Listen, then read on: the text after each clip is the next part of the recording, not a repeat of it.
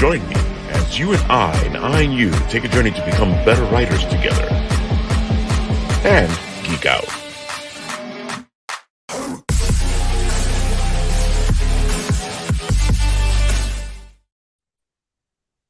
Hello, Apple Bites. This is your Apple Bite Written Writ. Ralph talking to you straight from our show here, The Written Writ. And of course, today we got our friends AZ Volt, Tyler Ham, and of course, the not ready for prime time players, Mr. Roman Tony and Nat. Hey. Hey, everyone. So, Mr. Nathan over there, yeah, I see you're having a lot of fun with yourself, and I know that you have something for AZ that you're gonna show off in a bit.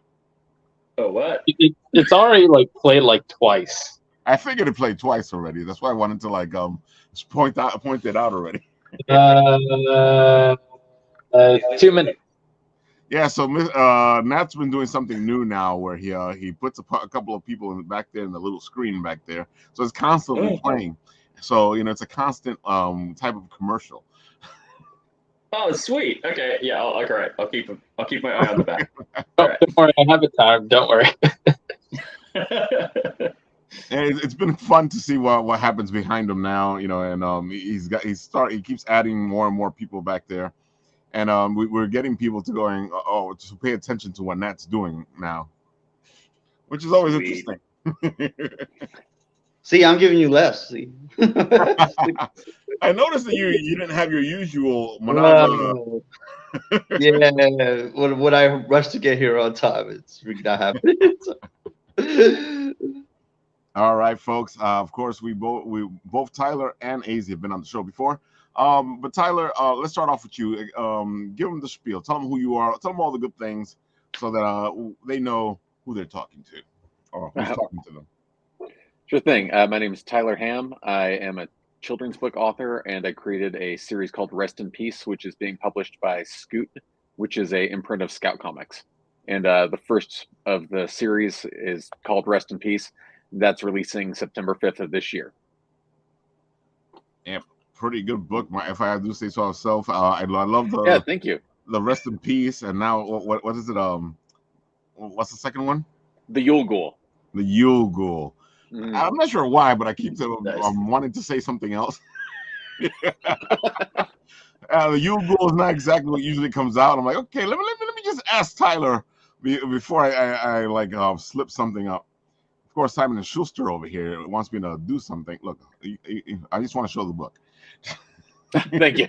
There it goes, it's folks. Actually last time when we talked, it was just being distributed through. Before it got delayed, Right. It was just being distributed through Diamond, so just to comic Right. shops. So this is a big step up distribution-wise for a book to be able to actually get into bookstores. It's always amazing, and of course, as a children's book, getting into bookstores is what you want to do because it really puts you out there. Yeah. It was difficult when it was just comic shops because most of them don't have book sections, much less children's book sections. See, that's because they don't know what they're doing, man. Because Royal Collectibles here, the one next to us, they love they have a nice little children's section with a bunch of these types of books in there. So it's actually funny. The one comic shop in my town does too, but I never go to other comic shops that have kids book sections.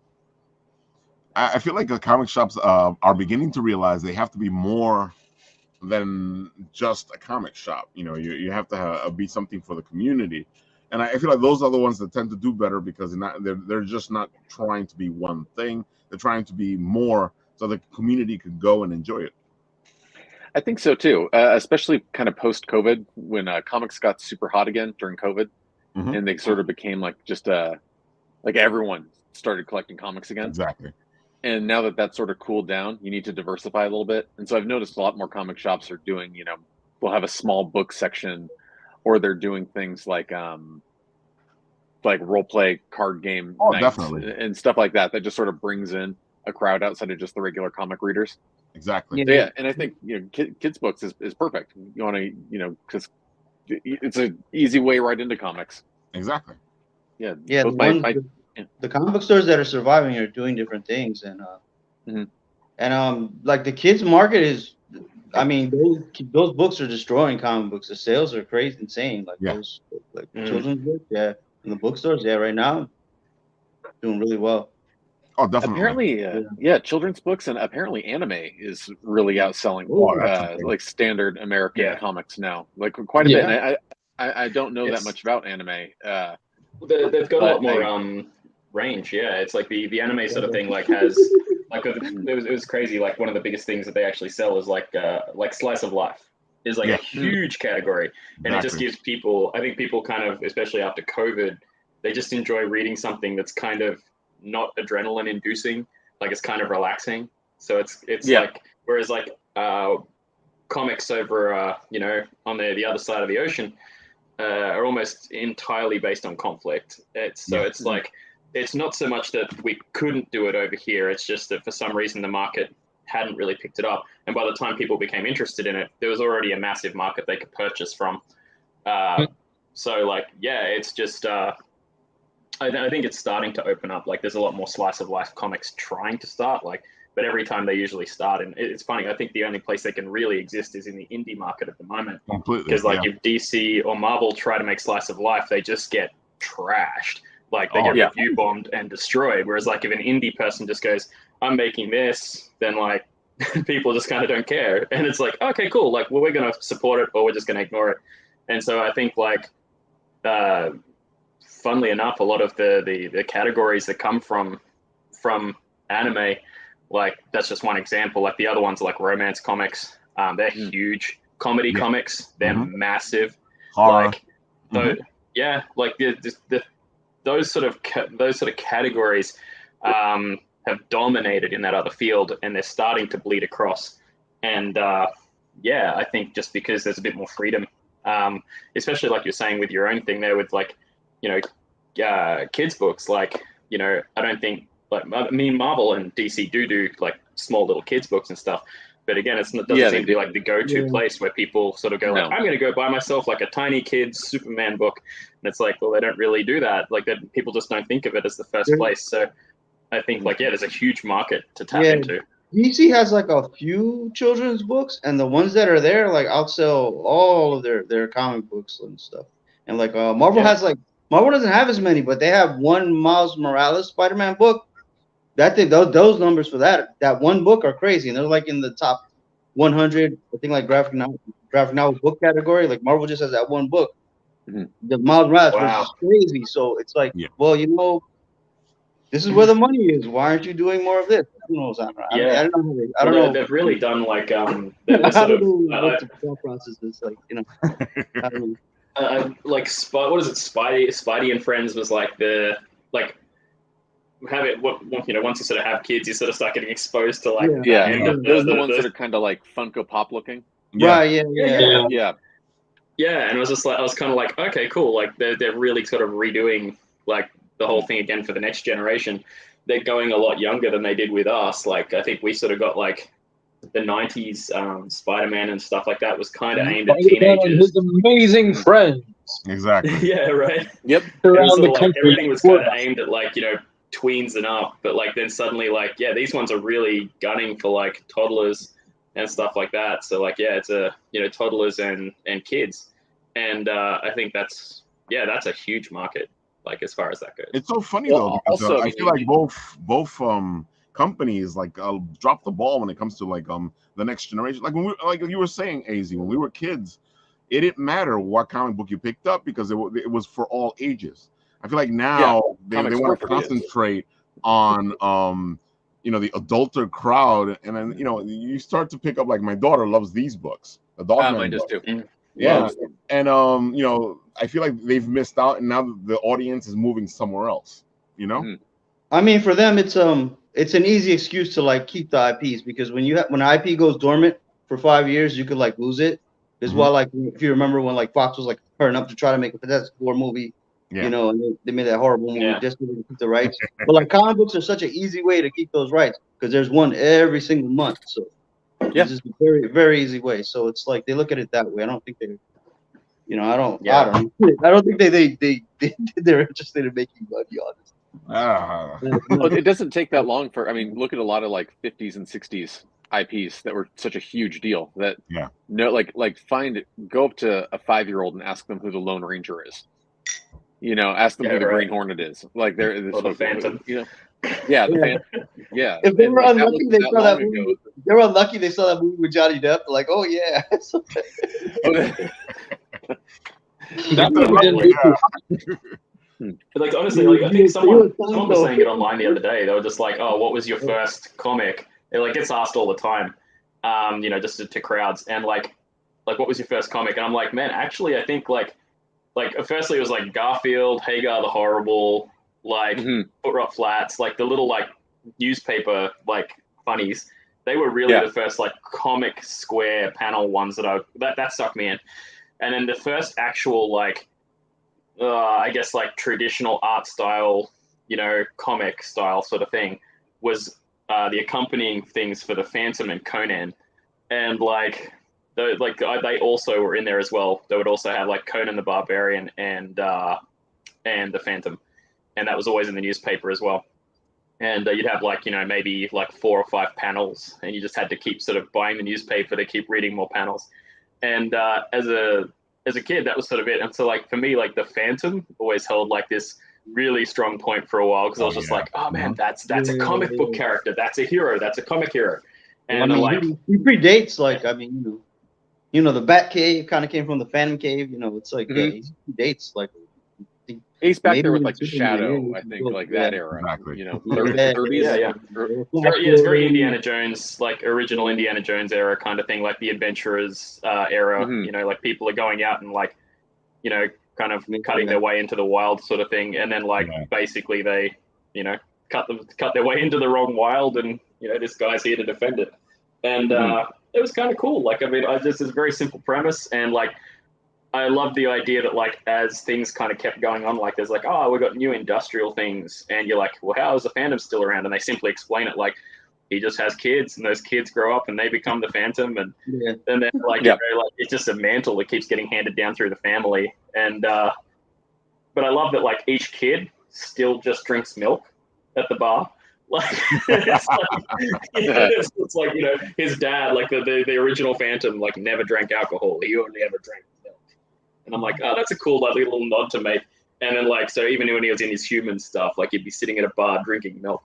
And then like, you know, generations later, there's like a new Phantom, and he's at a slightly more modern bar, and he's still drinking milk. And I'm like, yeah, it's like a little moral lesson they handed down through the kids, which is just like, yeah, like we're not gonna go out and get drunk. We're focused. Like we're gonna stay focused. That milk thing was always like the trope of a serious man. Like you'd watch those old like pool hustler movies, and there was like the guy in the corner that everyone's like, whoa, like don't play pool with that guy, and he'd just be sipping milk instead of like a bourbon. That's cool. It just became like I am serious, and I'm not going to do anything to lower my inhibitions or my reflexes. It's that's awesome. It's like I love those little things, and it's like so just. I guess that would have to be the first one that really sort of dragged me in, and it was just like 4 little panels every once in a while when there was a newspaper lying around, and I loved it. And like I mean, a lot of people like, and it's as far as like the big sort of Marvel DC stuff. Like, I don't think it really kind of kicked me until I got you know the random news agency X-Men. You know, paperback, you know, it'd be like issue number 7,400 and blah. I love the look of the cover. I'm going to get that. And it's like, oh, it's got Wolverine. He's angry. I have no idea what the story's about outside of this.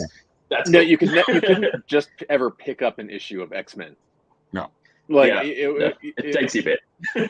X-Men it's funny. There was this guy who was talking about the fact that, you know, a lot of people, they go, oh, there's no jumping on points for comics. And I'm like, but when we jumped on, we probably jumped on in the middle of some crazy story that we were in the middle of that we didn't understand at all, but we still read it and loved it. So, you know, do we really need to jump on like, point? you kind of filled in the backstory on your own. Like some of like the Claremont Burn stuff was pretty easy to jump into. And then when you started getting to the 90s and then like get into like Massacre, then it became a lot harder. Then it became to keep up. Yeah, I Harlem really now. thanked the. I think the X-Men cartoon really kind of kept me on because like things went in a lot of weird directions, and I was just like, I have no idea. And then the X-Men cartoon just kind of filled in all these blanks, and I was like, oh yeah, that's this character. Yeah. Oh, okay, cool. I remember her from the cartoons. I kind of get an idea of what's happening. This must be the Phoenix Saga. Got it. Yeah, I was So, gonna say the this- Phoenix, Dark Phoenix. There's a lot of Yeah. people that they got into X-Men and Spider-Man just because of the cartoons, because they were like so close. And every now and then you have a conversation like, oh, this is their origin, and they'll say their origin from the cartoons. Like, no. But more or less, it was like it was very, very close to like. So it's like now if you like watch a X-Men or Spider-Man movie and you jump into the comics, they have nothing to do with each other like at all. Nothing to do with anything. So it's like what? Like my 5-year-old daughter just started watching the '90s Spider-Man cartoon, which I was kind of like at that point where I was like too old to watch the cartoon, right? But not like so old where I felt okay watching a cartoon, right? That like middle ground. Right. And watching it now, and I'm kind of shocked by how cool it is. And like it is, like I just watched the whole like Venom origin trilogy. And it is like it's pretty close, broad strokes. And it's also like a great way to get them involved. Watch it closely. Yeah. He never punches anyone in the face. Never. Really? The 3 episodes with Venom. The 90s had so many like strict rules. It was like if someone was ever going to die, they couldn't be like human or like they couldn't bleed. It had to be like a robot or something. So like they just started slamming robots into every single property so that they could have like things happen. Big fights. That's why Sentinels were so huge. Like Sentinels were around, but they weren't always around. But suddenly they're always around because they need something to blow up and kill. Batman the animated series, they were smart. They got away with it because what they did, if you watch it again, it's like when you would punch somebody, they would like show it from like the back, or it would be like after they punched them, whatever. Yeah, they were very smart. So that was a well done series. Spider-Man the Marvel's idea was Spider-Man webs everybody up. Just webbing them to the wall. But and Batman the animated series was ahead of its time. That's even on rewatches. Like God, that was cool, man. Like that was an amazing show. I'm always amazed that Batman got away with so much. Batman the animated series got away with so much. He got away with so much. It's honestly like Batman the animated series like actually kind of ruined me for Batman cartoons that followed. Like I had a really hard time getting into what was it like? Batman Smart, the new Batman, like the future Batman. Batman Beyond. Batman Beyond. Batman Beyond. That's it. Yeah. The other thing was like Monday through Friday, they could get away with like anything. Saturday it was very strict. So Spider-Man being a Saturday show, there's more eyes on them. Monday through Friday get away with a lot. Like I don't remember the real Ghostbusters, but like those Monday through Fridays episodes, they were like going to hell and dealing with Cthulhu and all this dark stuff. Totally. And then when you went to Saturday, we got a ghost named Baby Snookums. It's like wow, they allowed this on TV. Like, so yeah. Yeah, you got to stay home from school if you want to see the cool stuff. That was that sweet spot, that like 3 to 5 sweet spot every day. Oh, definitely. Coming home to that was amazing.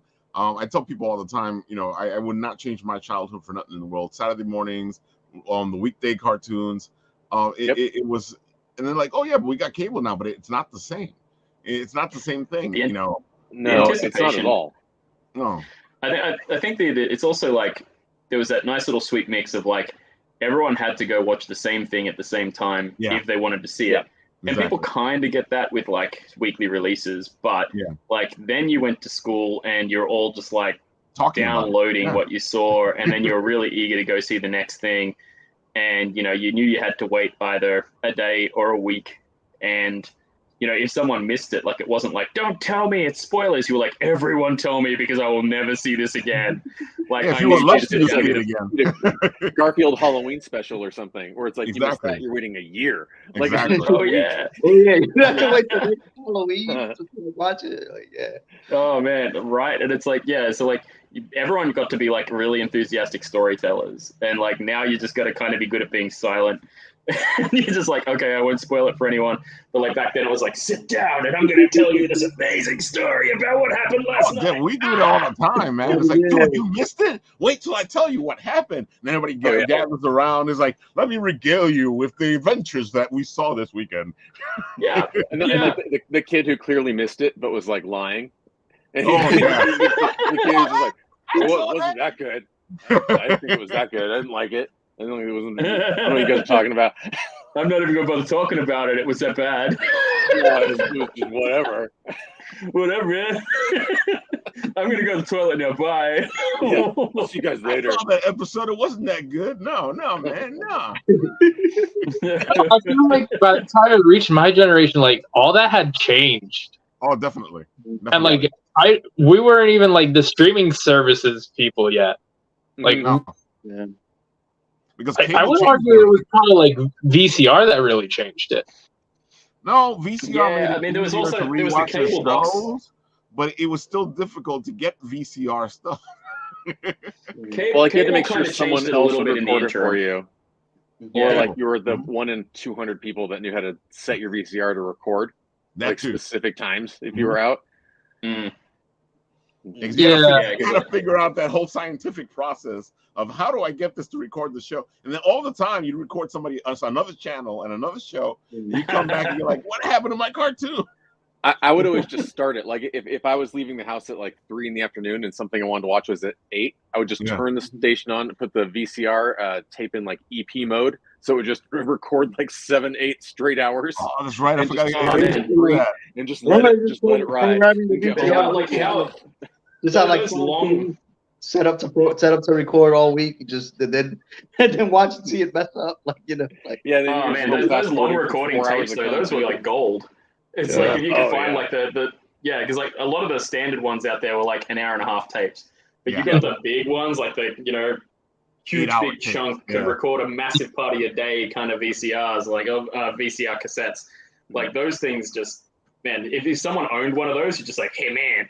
Hey, did you put that on at about 3 a.m. for me to record, the music channel, but like the weird music channel? I like one VHS tape. They just erase that thing every single week until that thing popped. Just keep erasing it. Like, I didn't need VHS tape. That's how I used to discover all my music, because like the pop music. It was fine, but like it was okay. I got nothing against it, but like it was the same stuff over and over and over and over again. You eventually just go insane because you're hearing it everywhere you walk. You're hearing it every shop you go into, and you're seeing it visually and hearing it every morning you wake up on like a Saturday and a Sunday. Yeah. And so like you're just like, okay, like I need something different. So like you'd suddenly be like, okay, it's midnight. I'm gonna go to like the free broadcast channels. They're gonna put the music on, but like that's where like Foo Fighters, for instance, like. Before they were big, like they went to like the indie channel and they would play at midnight, and they would also play all the songs and bands that they like. And then it's like, you'd find like Mr. Bungle, who's like, that's a deep dive. So like, you just kind of like you get all like these guys who have indie projects just kind of doing their bizarre stuff, and it was fantastic. And it was like I kind of there's a part of me that like keeps kind of coming back, like there's that little retro brain going like. Man, I wish we could create something like that for like comic guys, like all the indie guys. Like you just have a channel, and all of the like the you got all these like creatives, and they just go there, and here's the late night indie weird channel for all of the creative guys. But like comics book public access television. Yeah. They used to have that. Yeah. They used to have comic book public access. I remember it was a fight to find it when I was a kid. You'd be like, okay, there's a channel where they talk about comic books. Look right in between those two channels. I think it's there. And you gotta like do that. It's like you're like when you're sitting like spinning, you got the clunky dial and the turny dial. Exactly. And the clunky dial has its own turny dial that you gotta push in and turny dial. And you had to figure out just right how to do the whole thing. I remember the guys I came across those. I was like, this is bad. They don't even know what you're talking about. But like the YouTube ages got a lot better, man. like.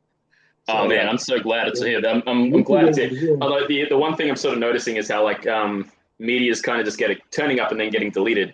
Yeah. So It's like, okay, like we sort of went from like free, absolutely mammoth amounts of media and information, and now it's sort of like it's getting sort of pushed into these few core major channels, and then like little dudes can't really broadcast without paying, and then also even the big guys who are paying and they're getting the major broadcasts and the big content creation are still kind of getting shoved off. So I'm like, well, okay, something's got to be created, man. Like something's got to change. It's not really piracy, but like some kind of free media kind of situation. Still succeed. Piracy. I don't want to sit there on someone else's channel being like, "Yar, be pirates," but like, it's like I'm just. You don't need to condone. You just need to appreciate it. Exactly. Yeah, I think even if you've got CDs, all that stuff, and people go, yeah, and I'll buy the movie, and people go, "Why are you buying the movie, Ralph? You can get the digital." Because I'm like, it's not yours when it's digital. They can take it away from you. Yeah. That's why you download it onto a hard drive or a NAS. They can still take it away from you. Yeah, so I mean, I think yeah, basically, like, I mean, I would love to see kind of like an amalgamation where it's just kind of like, hey, here's all this free media, like even if it's just like taste media, and then you've got the first 1 or 2 issues or 1 or 2 seasons, and then it links directly to the creators, and like here's where you can get the source for the rest of it, and like like I think a library like that is kind of needed, and maybe it exists out there already, and if it does, please like let me know. Like, let us know, man. Like for both consumption and production purposes, let me know. But like, yeah, like that's definitely something that like, yeah, I think is kind of that's going to become a bit more relevant than what's happening, because at the moment, like Netflix was a huge thing that's kind of died. That's it's in its death throes, and I think like there's just too many clones of it now that it's just sort of pulled itself apart. But yeah, that's now that I've derailed this thoroughly and I've gone all the way from writing and books and just thoroughly turned it into a TV show. I'll hand the reins back to Ralph. So yeah. Well, do with this distraction what you will. You haven't introduced yourself yet. We've had a good conversation. But, everybody like, who's AZ? Are we promoting something today? I think we just call it. Let's just rename myself ADHD Vault. All right, like we'll just go with that. And just fucking hijack Tyler's fucking moment there with a tangent, and then like steamroll my own intro, and then just like fucking great. Sorry. As you can tell, we all have the same thing because we're like, oh, what about this? What about that? The last few times I was on, I did this to everyone. Oh yeah. I was like, I started talking about like 1940s horror films, and then it's like, this should have been over 45 minutes ago. So we just kind of let him ramble. So. I knew what I was getting into when I set both of you guys up into the same show, so don't worry. I was going to say, is this some sort of trap? We're expecting a 3-hour series. Don't worry about it. It's not me. All right, do the thing. Go. Okay. Hi, I'm AZ Volt, and I'm the creator of Demoted Super Zeros. I also recently created Comic Combat. For those of you who don't know, Comic Combat is something that came out of my way too excitable, caffeinated brain, where effectively, as I was just talking about with the media is kind of putting a stranglehold on a lot of creators, what I wanted to do was something that people could find multiple creators at once, experience multiple creators at once, and be entertained at the same time. So rather than just seeing artists pop pictures up, it's actually watching artists effectively rap battle and play a game of telephone with each other using a comic format. So basically every 4 panels is a new artist taking over, and what they're trying to do is deliberately hijack and screw over the last artist and take the story in their own direction. And now, to show people just how much we're being absolute dicks to one another, I used one of my panels that I used a random page that I made like 4 months ago as one of my pages. So it's just like, we already know like, oh yeah, cool, I'm going to start this. And I'm going to lazily throw up an existing page. And now you guys have to draw on it. And so it's like, that's the tone of the artist. Like all 4 of us have a pretty good happy relationship. But yeah, as you can see, there's the player 1 icon in the top corner.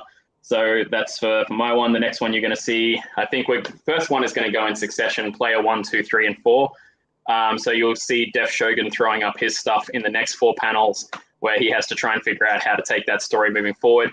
Then you're going to see Kari coming in, and she'll be picking up whatever Rob throws down and trying to throw a screwdriver into that machine and take it off in her creative, line delicious way that she does with all of her amazing ink work. And then, of course, we're going to see it go from Kari's insanely anime comic delightful line work, and then we're going to see Abstracto step in from there and turn that into amazing chibi tune, which is just like, I'm just looking at the lineup and going like, this is a absolute chaos fire. We're just waiting to happen. So personally, I'm kind of excited just to like play with some friends in an arena that's just art. We have the four contestants. We are looking forward to, like, after the first few months, or maybe it be 6 months or 12 months, being able to open it up to more people, and so having like up to 6 players or up to 8 players.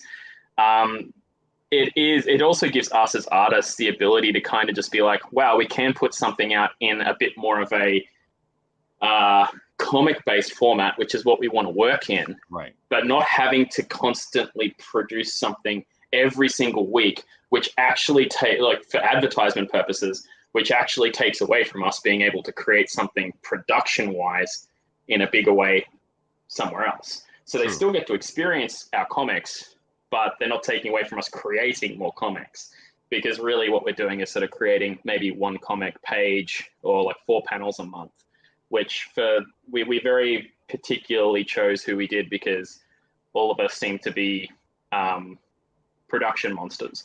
So we all just basically produce insane amounts of stuff very, very quickly, and that's not really an issue for any of us. So if it was someone who was the right group of people, because these guys are, Def especially, like, he's constantly putting stuff. Oh yeah, and like, I mean, it's like Kari is a quiet assassin when it comes to her production load. Def Shogun is a loud broadcasting beast when it comes to his production load, and Abstracto is he's a machine, but he's kind of like, he comes out of nowhere. Like, you have to go search for him, and then when you search for him, you're like, oh, there's a lot out here. This is insane. And then but like, whereas like, it's one of those things where, if you're in the right corners, you see the right things. So I just want to sort of make this a place where artists can come to play together, and as a result, they get put in front of a different audience that's outside of, the big social media. It's actually over on Webtoons, which has millions of viewers. And instead of it actually being a place where people are going, like, because if you notice, there's a kind of a bit of an incestuous circle that happens in the art community. Like, all of the artists are in social media. We're all connected. So every time we launch something, we are actually kind of the only ones who are supporting each other. So like, whereas we want to actually we want to get in front of the readers. We don't want to get in front of the creators. We do want to get in front of the creators because we're all an amazing group of people. And I love everyone that I've met. And I've actually made amazing friendships that I would never exchange for anything. But it's one of those things where when we're creating, it's kind of like a chef. If you're hanging out with other chefs and you're just cooking, that's fun. But you also want to kind of give it to people who aren't chefs, because the reaction you get from them is amazing. They're just like, oh my God, this is so good. And so like they devour it. So as a chef, you're looking for the person who wants to be a foodie. And so, we're wanting to go to those Webtoon sites and actually like put this out there and go, right, have a go. And speaking of creative, Son of a Saint is hitting the thing going, I heard this is the nipple, wait. The nipple tassel party. Nipple tassel party. Of course, Son of a Saint, beautiful artist. He works really well. And I knew he was going to say something. I'm not going to say it's not a nipple tassel party. You're the only one who can see. No idea what's going on behind that icon. It's so funny though because you know, I was sitting there going, okay, well, cool, AZ's on. We can show his. Well, no, we can't show his stuff off. I mean, you can, but it's going to be a lot of like, you know, like when you're reading in those government papers in movies, and it's just like redacted. Yep. It's like, yeah, that's basically my art on display in like a safe for work arena. It's just a lot of redacted. So, you know, again, that's a good thing about the Comic Combat, because it's in webtoons. It is going to actually have a lot more like public friendly content. It wasn't really my intention to go adult content in where I went. I just sort of I have kind of Mike Tenner to thank for that. You know what? Mike will do that to everybody. Yeah, I was just an innocent boy, and I was doing my thing, and then Mike corrupted me. No, not at all. I was basically, this is actually that one page there was where it sort of started. I got hired to do concept design for Mike, and then as I created that concept design for Mike, that's the original one for Hypergeist, that page there. So very different once Kari put her design elements into it. And then, then I was rehired back onto the team to do colors for Hypergeist. And then, from there, it just kind of evolved into, okay, we're doing more adult stuff. I would have to definitely say, as a result of working on Hypergeist with that team, Demoted Super Zeros also kind of elevated its adult themes. It was just like, I've got way too many jokes to play now. Like, and there's also like all these satire, like Demoted Super Zeros. Now I'm jumping tangent, so you know, just to let people know so their brains don't break. Demoted Super Zeros is the other property that I'm working on. Some of you will remember that from the last time I was on Writ. Oh, definitely, yeah. Basically, what happened there was we got about a quarter of the way into production, and then my country flooded like crazy. Oh, I forgot about that. Yeah. Yeah, we had to relocate, and then we had to relocate again, and then we had the bubby that came along, and just the absolute zero sleep with that. Then there was like, we realized in the housing crisis that's happening globally, this place was going to get sold under us, so we had to move again. And so all in all, it was just like a lot of like kind of having to put down work that wasn't paying immediately and kind of had to pick up work that was paying immediately. And so I really have, like, there's a few production companies and people out there that I just have like a metaphorical picture of them above my dinner table, and just sort of like giving my blessings to these like comic producing companies that have like allowed me to work for them, because they really got us out of some really hard times. But as a result, all of the fans that were kind of waiting for Demoted Super Zeros, like they've just been kind of edged for like years now. And I'm like, all right, look, I'm going to, so what I wanted to say to everyone was actually, like, as of about 3 days ago, we kind of made myself and my partner made the executive decision. We're putting university down. For those who don't know, I'm studying psychology. So we've actually put that down for a year, so that we can kind of take a bit of a family breather, get our brain back on straight, and then also at that time kind of catch up with all of the projects that we've got, and get our things happening. Because there is a media company that was meant to follow Demoted Super Zeros, so I was meant to actually have a chain universe that kind of falls out of it. And yeah, so the place I kind of see myself passionately being is actually hiring a lot of these other artists and writers that I see around me, and kind of going like, hey, here is the next 3, 4, 5 stories. You guys create that. Of course, that takes a hell of a lot of promotion and marketing and all that kind of stuff. So, you know, pretty much that's where my brain is going to be for the next year. So please forgive the onslaught and bombardment that you're probably all going to encounter from me over the next 12 months. I'm going to be online a lot more and posting a lot more. AZ, because your challenges are amazing, you know, and I know Nat got himself a nice little piece from you because of that. I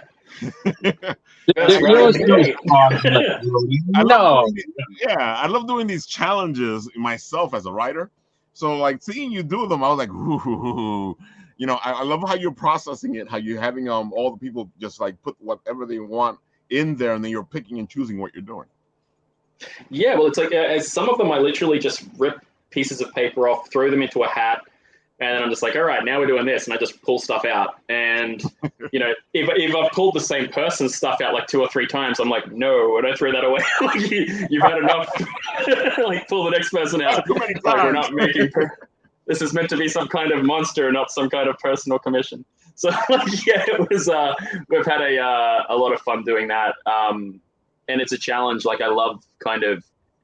I think the main thing that can happen is you can kind of get into the pattern of drawing the same style and the same thing over and over again when you're exhausted. So you kind of default to like comfort brain. So kind of turning around and telling everybody like, all right, here's a list of categories for this character type. And it really gets me back to my roots of character design. Thanks. I appreciate that, follow. I need to actually, I don't know, open my Instagram once in a while, because I think the pictures on there are about as old as the last update on. You know, that's what I was looking at Instagram. I was looking at Instagram. I'm like, I can show Instagram. I just have to be careful what I show. Yep. You can show this right now. Yeah, Matt has a beautiful piece back there. Look at that. It's showing. Oh, right now. Nice. I think that's the safe for work cover. You should be. Oh no, nope. You're in trouble. There you go. Hey, I have this. Don't worry. Oh, nice. Good job. Yeah, we're okay.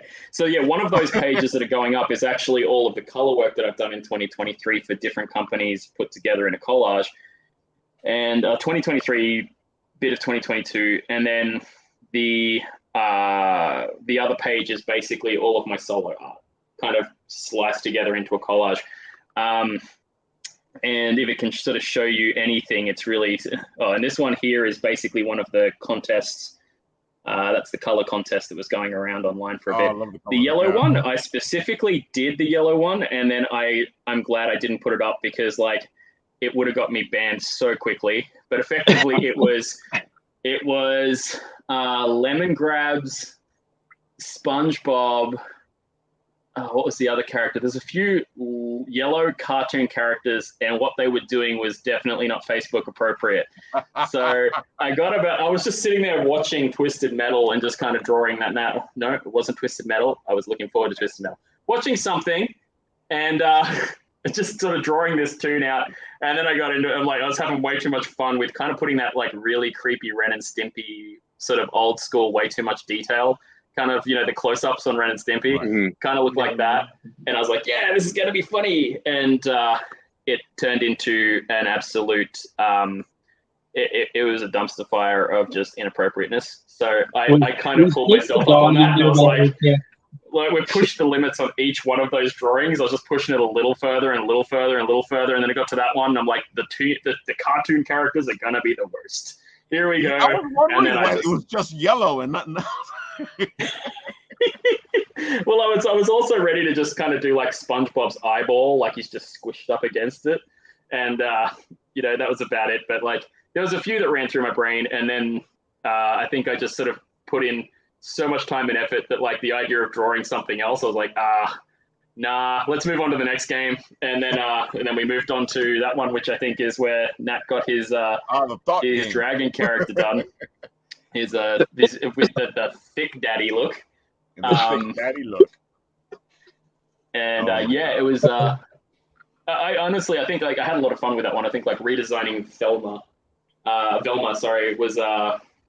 was a favorite one in there. Oh, sorry, in the yeah. It's fun because you made her sexy without making her too sexy, which I feel like a lot of people are going in that direction of just making Velma really sexy. I feel like you did a good balance of it instead of going I mean, everyone wants thick Velma, which is the big thing. They want the thick Velma, but I also want Velma to kind of like be what Velma is, which is like a super sleuth detective. Exactly. Like she's the brain. She needs to, but I also kind of wanted to upgrade her into a bit of a future Velma, which is like she's actually kind of a conspiracy theorist. Like she's kind of like she believes the Illuminati kind of situation is active around her at all times. Like you know, because again, it's a fantasy detective show with supernatural elements, but the supernatural elements are usually also conspiratorial. Exactly. So I'm like, and shit, who's going to really figure that out if it's not like somebody who kind of believes in that's what's happening? So yeah, I kind of like the idea of basing her character on the conspiracy theorist from Orange Is the New Black. So like I kind of had like that element in her hair and like the glasses, like definitely straight from that character. And then I just kind of put the elements that people want from that. And then I gave her a little bit of like tech wear as her outfit, just to sort of you did a bring great it job. around as like, oh, thank you. But yeah, like, and again, I've really missed doing character design. I got locked in the land of color work for like a year and a half while we sort of got the family out of chaos. Your color work, dude, your color work is amazing. You know. Oh, thank you. I would hope so. It's been nonstop for like almost 2 years.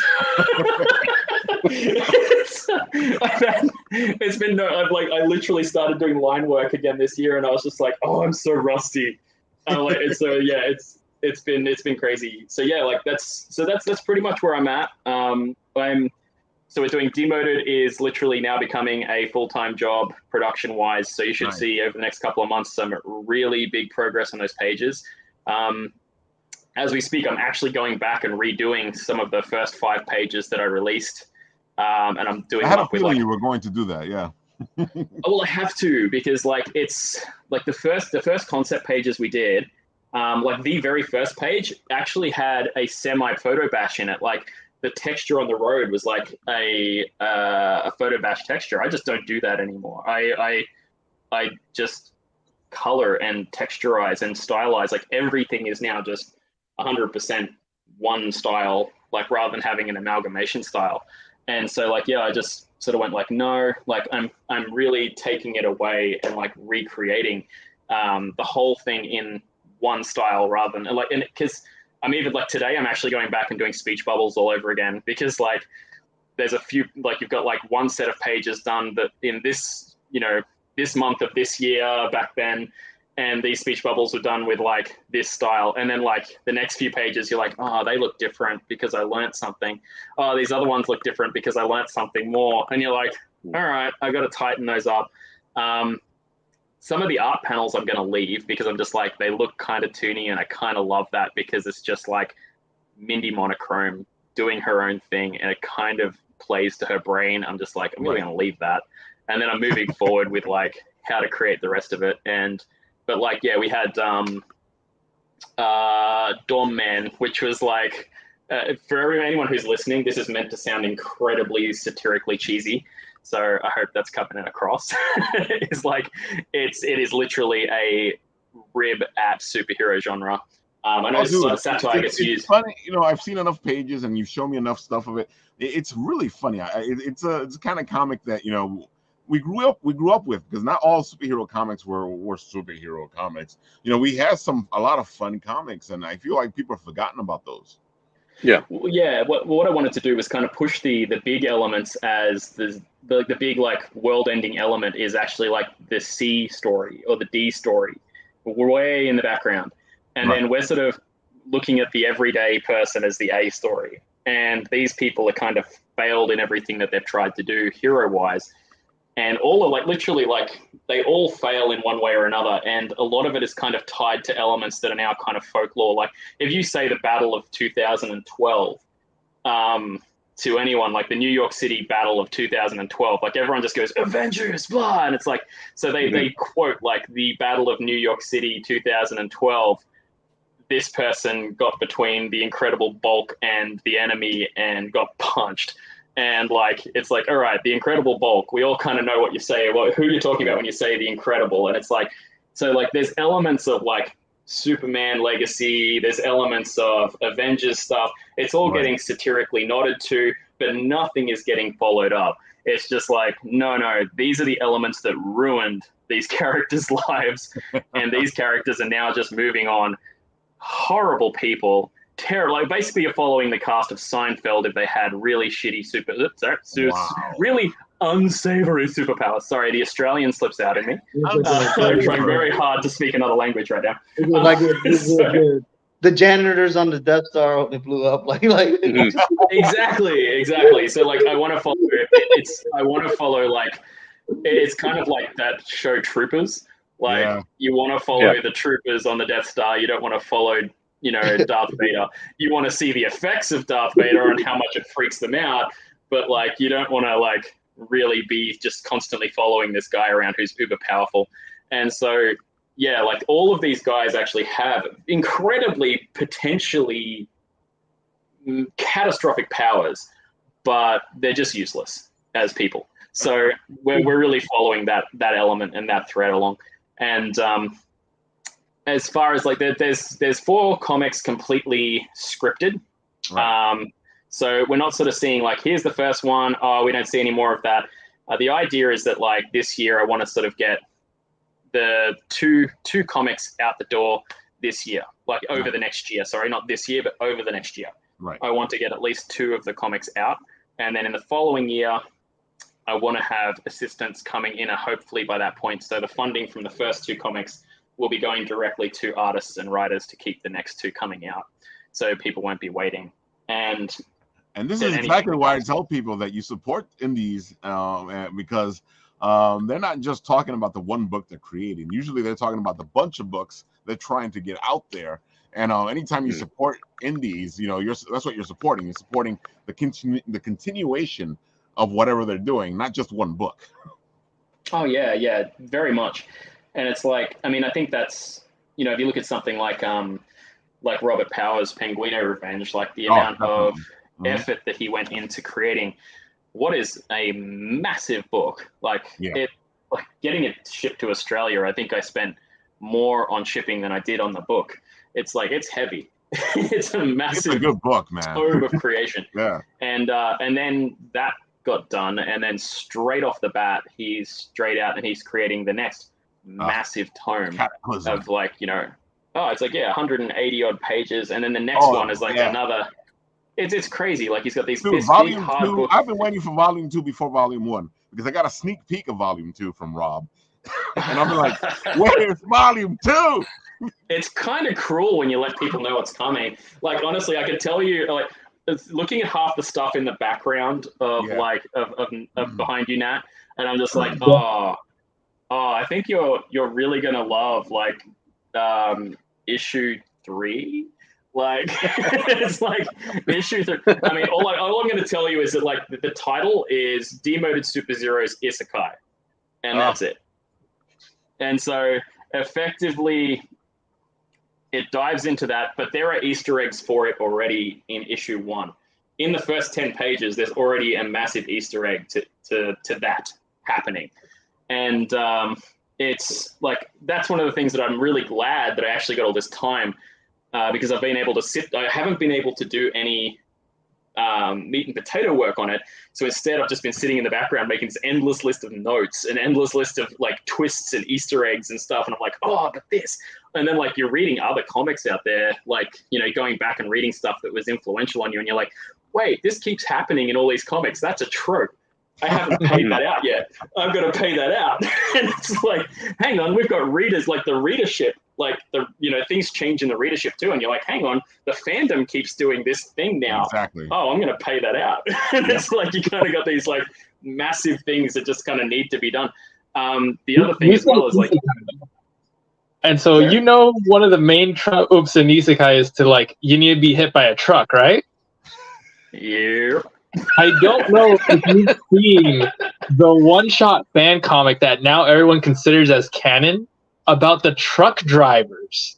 And it's actually an organization hired by the Buddha to go and knock people out. But the thing is, you have to knock them out in certain ways in order for them to get to the world that they need to go. And I have to not, and that is amazing. Please send that to me. It's an amazing one-shot fan-made doujin comic. And like you have to go read it. I believe it's literally called like the Truck Drivers for Isekai or something along that line. That's amazing. And I love that they called it that too, because that's like literally like every Isekai's name is just exactly describing exactly what it is. Exactly. Yeah. But like basically the idea. I'm like, oh, okay. And it's funny because it's the opposite for us over here. Like we want to make a title that is catchy. Instead, I'm like, dude, just make a nice long title. Come on, have some fun with. Well, you've got subheadings for all of the demoted, so like they should give people a nod. So you've got like there you demoted go. One is demoted Super Zero's Hero Heist, and again, Hero Heist basically has this whole like the Hero Heist isn't actually what's happening to them; it's something they get thrown into at the last minute. It's like the D story that's happening way in the background is a hero heist, and like you're watching the news articles, you're seeing all these things up around the place, and you're like, if you watch the background story behind everything, you're like, there's a hero heist happening. Okay, like all of the superheroes are going missing, which is a big trope in a lot of the big comics. Like, right. But why are the heroes going missing? They're all getting kidnapped. Why is it happening? Why are they going missing? So like that's kind of happening issue 1. Issue 2 is demoted Super Zero's Drug Wars. And as we know, the drug war never works. But it's basically this situation where, like most of the superhero comics, there is eventually something where a super drug comes out. And we get to see what happens when these guys end up entangled in that sort of situation. A couple of the characters are particularly valuable to the people who are creating this. And then you've got demoted Super Zero Isekai.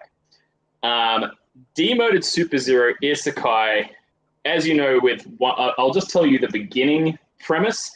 If you're an Isekai fan, the people who either get summoned are completely unremarkable, or they are people of legend who get summoned out of time. Right. Now, we're going with the second one, but they happen to just end up with the first one. So basically, they've gone, because of all of the situation, because like we've got basically in my comics, in Demoted, you've got my version of Batman, which is called Trapdoor. Trapdoor basically runs around in the background doing all of this stuff, but he just never takes any of the credit. And so he just keeps shoving, like he actually sort of shoves the credit onto the Demoteds to kind of realign their lives into happy ways, thinking, oh, this will fix them up. They're happy. They get everything they want. They're all living good lives now. I use them as XYZ for XYZ reasons, and now I'm going to pay them out. Like Batman tends to use people when he needs them. He's kind of a sociopath like that. So so this guy's no different. So basically, he does that. He sets it all up. So they've got now over 2 stories, they're starting to build this massive legend around themselves that's completely unearned. And then, of course, in Isekai, way back in the past, magical sword and horse era, they summon back these heroes. And, they're like heroes of legend who have defended the world at its greatest hour when all other heroes have fallen and blah, blah, blah. Like all other heroes had fallen. Yep. When the heroes and, things got out of hand beyond recognition. Yep, that's drug wars. Okay, cool. And then, bam, there are these, handful of people are just summoned back. And, they're kind of sitting there going like, well, what are we meant to do? Like, there'd be a lot more words in that if I was speaking Australian, but what the bleep, bleep, bleep, bleep, bleep, bleep, bleep are we meant to do? And so, yeah, then that story folds through. When they return, the effects of what they've done also ripple forward into what happens beyond that. And that's when you get demoted Super Zero summoned invasion. So from that point, we get to play our invasion story and, kind of reach the pinnacle of absolute effery that is these guys messing with everything by just trying to go and buy coffee, go get some groceries, like just trying to go renew their driver's license. Like all of this stuff is just them living their day, and it's just completely unhinged. And so, yeah, that's where it's sort of the demoted things kind of pin off there. Then we actually have the spin-off stories that I'm looking to kind of hire other artist teams for is we're looking to get in demoted Trapdoor. So basically, they will actually follow Trapdoor from before the demoted story started, like the Super Zero story. And then it'll actually follow an arc through to where it is. So you get to see, like, what was he doing in the background? What set this all off? How did this all happen? Why did he involve them? And, what sort of interactions does he have with the other villains? he is definitely more Punisher-esque in how he deals with people. Right. He's not a Batman aligned guy, and then of course you're going to sort of follow that, and there's a whole bunch of other sort of branch offs that kind of come from that point, which again, like, you're building on the universe, so if people want to keep reading, they can keep reading. And I can see that you've actually had all this time to think about all this. Well, I'm trying to keep it concise because there's about 7 more comics that spin off from Demoted Superzeros. Nice. There's one which I love, which is actually The Traveler, and he's literally just a guy that figures out that every time he drinks different types of alcohol, it will affect time in a different way. So it's literally just a fun little quirky comic about a guy who just is trying to figure out how to get back to his exact time. And then, of course, when the demoted Superzeros screw up the future timeline by going back and coming forward, it sort of de-shuffles him as well. But he has no idea why it's happening. So it's just, we're sort of watching him kind of just pinball around. And he's in the background of issue 1. Like, you can see the Traveler just kind of stepping out of cabs. You can see him just kind of wandering into shops trying to figure out how to buy things with money that is absolutely irrelevant. So it's like...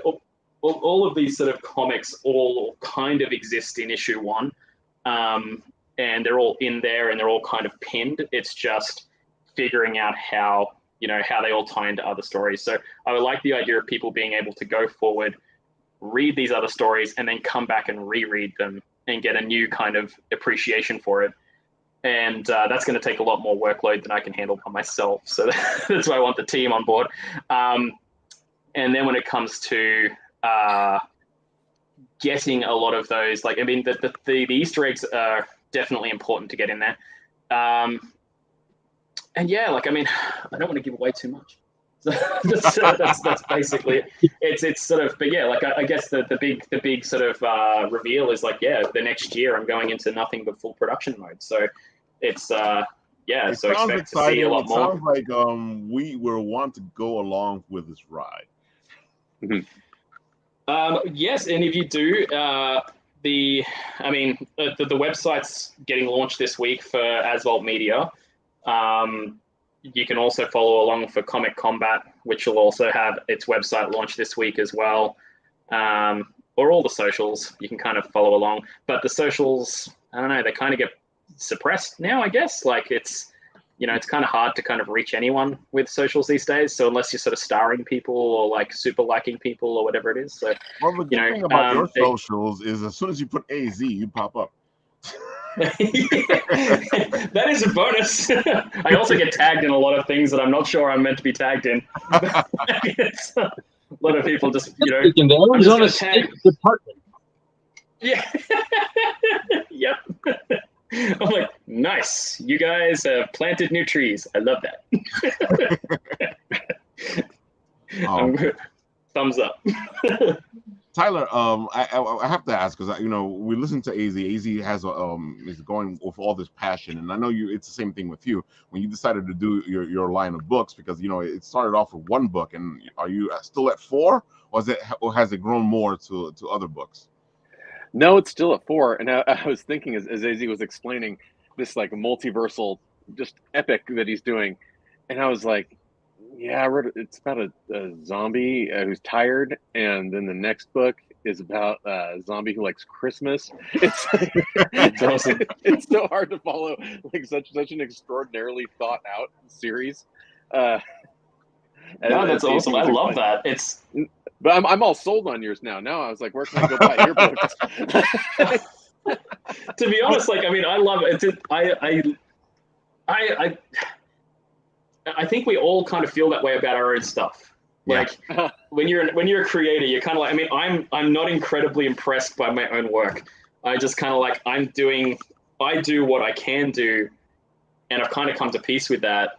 But like at the same time, I see other people doing different things, and I'm like, I love that too. That's so cool. And like, I love this. Like, it's super accessible stuff. Like, it's, there's this whole thing with like, like, I mean, right at like, it's kind of like to give you an idea, I actually started writing Demoted Superzeros during COVID because I was like, I need something easy that isn't deep.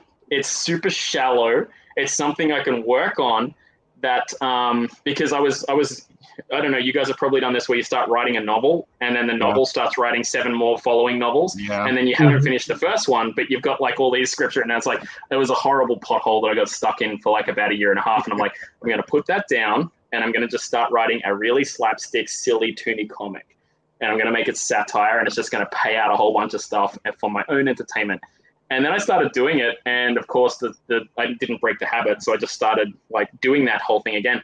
But I find like I love seeing people do like really kind of accessible things that are just like, you know, adorable, cute, like really kind of just like chibi stuff as well. Like, you know, that like something that like I know that my kids can wholesomely consume. Like they definitely can't do that with my comics. Like, that's what started me doing these. Don't put yourself like that. Look, if I find my comics under their bed when they're teenagers, I'll understand. It's fine. But Tyler, I feel like that's what you're doing though, because you know, you're really making this accessible because, you know, these are monsters. They're not just like regular people here. Yeah, and kind of, you know, when I was growing up, my favorite books were kind of like spooky themed, but I also wasn't like what you would call like the bravest child. So I kind of liked that that safe zone where it's like it's spooky enough, but it's not gonna like haunt me when I go to bed tonight. Exactly. It's spoopy, you know, like a P. Yeah, and it's kind of like I feel like what kind of nailed that best was like was the Disney animated Ichabod Crane. Oh yeah. Yeah, like it has some moments that start getting kind of scary, and then it just knows when to taper. Like it knows what his audience was, and just being a huge fan of monsters and kind of classic monster archetypes, I was like, I should just do something where, you know, because there's not a ton of, you know, great monster books out there for kids. And you know, yeah, it's cool. Cute and scary was kind of something I really liked. And like in my personal life now, like I love like legit horror. You know, like I'm not a you know, frightful child anymore. But I kind of always felt like there was a I don't know, like I don't want to sound self-important, but like there's almost an obligation to those like monster kids, like the people, you know, in our generation that still love like the classic Frankenstein, Wolfman, Creature. You know, if you don't pass that stuff down, no one's going to carry it forward. And it was like, if I'm going to write a kid's book, I want to do something that might, you know, one of those pieces like, don't fit with the others. The ghost gun. Oh no, he's talking about bait and apple here. Oh, that's funny. When it was over and I couldn't see it, that's another thing that's started happening lately. Is my eyes going bad? Yeah, I think like honestly, like I think it's great because like a lot of kids are playing things like Minecraft and Roblox these days, which do have monster themes in them, and the monster themes are very like grr arg. Like it's kind of like it's not horrifying. It's just exciting. Like it gets them a little bit like, oh my god, and it's like creeper is frightening. Oh man, you just hear that noise and it's. I've introduced I've introduced my daughter into it with like I've introduced her into it with like creative mode on, just so we can kind of ease our way into it. And she's already like, I want hard mode, and I'm like, okay, we're gonna get her all this armor, we're gonna get her set up. But it's like it's just like, you know, she's 5 years old and is just like tackling some of these things like what is it, like Rainbow Friends, where it's like literally each monster is like a different psychotically creepy thing that'll like, some of them will like grab, like reach out of drains and drag you by your legs into like the air vents and stuff, and like, and I'm like, man, these are horrifying games. They've just packaged it like it's kind of chibi. My 5-year-old daughter is obsessed with Pennywise. Like Pennywise. Like she hasn't seen the movie. I wouldn't show her the movie, but for something about that character and just kind of seeing it around, like she just loves Pennywise. And I was like, where did this come from? Because that character is legitimately scary. And like I'll do a Pennywise voice, and you know, go into Spirit Halloween, I'll throw the Pennywise mask on and come around a corner and just be like, you know, like, oh, yeah, Down the Leo, sewer. don't doubt And she's, me. yeah, he's a Virgo, a Pennywise. And then she's like, ah! It's like, oh my God, that would have killed me as a kid. Like, my mom put a Yeah. bear mask on once and I cried for 3 days. Like, an actual That's it. Like, I Pennywise think mask is kids are just so horrifying. much more exposed to things than like there's just, things are a lot more accessible to them. Like, you know, they kind of get desensitized to like things that would have probably freaked us out because it wasn't allowed on mainstream TV, so we never got to without see a it as doubt. much. And so Without like a now they're doubt. seeing all this stuff, and so like having, I think, like, again, coming back to your stuff, I think like you've got a really accessible kind of avenue here, like, you know, kids getting to kind of play around with the idea of monsters in a safe way. I think that's really cool. Mhm. I think, and I love the art style too. It's so crisp. Thanks. Actually, That's just fun. I love it. I love it. I wish I could take credit for the art style. I found the girl who illustrated all my books. I found her on just generally in a Reddit illustration forum. I had an illustrator picked, and he actually went to work It's for Marvel. fantastic. And he couldn't fit me in. And this girl's style was It's beautiful. different, but kind of in the same wheelhouse. And so, Nailed it. yeah, Nailed it. and she also understood what I was looking for. There was very little direction, which was really, really nice. It's kind of nice when you can find an artist that, as she was reading it, kind of understood what I was looking for. Nice. Yeah. Because it's also like, and Dude, being an there's artist an myself, image just not we an saw. illustrator. There was an image we saw up there based on like the Garbage Pail Kids. That was pretty cool. Oh, that was great. Oh yeah, I have these in my desk drawer. Yeah, I love Garbage Yeah. Pail Kids. And when the book was supposed to come out last year, I made some promotional stickers my like Garbage Pail Oh, Kids. nice. So it's going to do That's some cool. readings. look at it. Yeah, that's the image I saw. Yeah. That Nice. looks You know, like great. I wanted to do something, a take home. I was going to do some readings at libraries and things. And so, now I have a couple hundred of these things that have been sitting on my desk for a year. So maybe if I get a chance, I made coloring pages. I kind of wanted to do like this whole thing, and then all of a sudden the book got delayed. And this, what you're seeing right now, is my new trailer. I had made an animated trailer for the book. Nice. That's cool. I like it. I like it a lot. Thank you. It's again, like I think it's so easy to kind of put ourselves down because you're creating it, and there's like your brain always thinks bigger than, like, oh, but I could have done this or I could have done that, and it's like, you kind of become your worst enemy sometimes when you kind of It's hard to take the wins. Yeah, you know what I mean. Yeah. It's hard to. I think with all, I don't want to speak across the board, but a lot of the creatives I know, I'd say 95% all suffer from a little bit of imposter syndrome. Yeah. And there's always this like, at least in my case, there's a lot of like, hey, if I could do it, anyone could do it. And it's hard to take a win sometimes. Yeah. Which is yeah. Well, that's the thing, because like because you constantly self-assess. If you get into a point where you're actually starting to create content, you've probably had to self-critique a lot in order to get there, and that becomes kind of like a rhythm. Yeah. So you get into this point where you're just kind of like, sometimes it's hard to get out of self-critiquing and just actually get into a little bit of self-praise. And it's one of the things I had to sort of explain to people as well when they're kind of like, oh, I can't do art. I'm getting in this bog down. It's like, have you stopped critiquing, and have you started actually giving yourself a little pat on the back when you do something? Like, because you can sit there and you can kind of go like, oh, the eyes were like this, or the hand was too wonky, or the proportions are like, that's the first thing I'll pull myself up on. I'm like, oh, yep, got the proportions off, or yeah, I got this off. Okay, cool. Well, I finished that drawing anyway. I'm not going to fix that. I'm moving on to the next one. But yeah, I definitely got that wrong. And yeah, but these parts I love. And then you kind of, if you can learn to just sort of take the things you love from it and move on, like, it does help you to keep the momentum. But if you get bogged down in the, I think also like a lot of new artists I'm noticing are really getting like hurt by not having the crowd response they want. Yeah. They're not getting like the likes and stuff, and it's like, I don't know. I think I'm a bit lucky. That's like a social media age thing. Yeah. It's like being people, like when I grew up in the '80s, no one liked anything I did.